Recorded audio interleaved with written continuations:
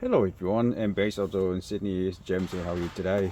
In this video, we'd like just to share an example of how the electrical work was done not in a proper way in a Fuso Fighter truck, and we just don't want to name anything or anyone. We just want to explain about the fact that it was done in a not right way. Okay. So how it was that we came to the site here to fix up and install the new premium setup of 9-inch into a Fuso Fighter truck. And at first we find that it comes with a JVC screen, which actually has the USB CarPlay unit. Now the JVC unit has no problem on itself, it just works, but the system was installed by a wrong way. Okay, how wrong was that? Look at this. The JVC has a 15 amp fuse at the back end. Okay, that is the 15 amp. So we expect that in that system we should have a 15 amp or even minimum a 10 amp 24 volt converter to supply power for that JVC one. So when we pull it out, we look at here, actually the wiring.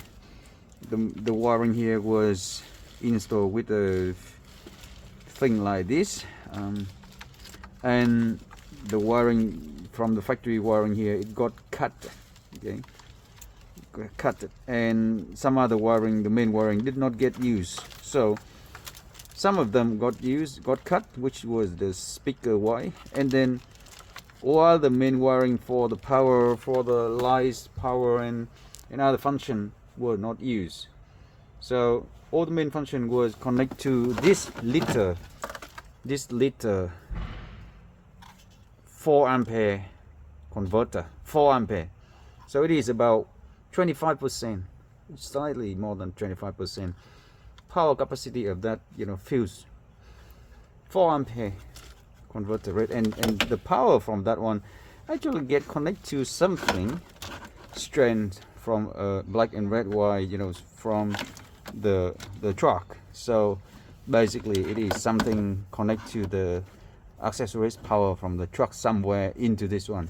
They don't use the power directly on the factory connector. They used other source, and they don't connect it into the right way because it just get the accessories and main battery power all in one slot, and they twist them in together like this in one slot. So basically this head unit only turn on when the key turn on, and it doesn't have the memory power to keep anything on this head unit with that installation before.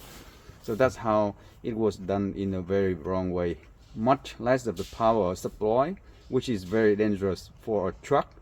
And if the power wire was not connected correctly from the right power source, and the factory wiring got cut badly, it's just something we have to remove it completely and safely right now, and we will get the factory wiring rejoined back to the original state, and then we will install our 9-inch premium head unit system plug and play for this Fuso Fighter truck, and it will be done probably after this.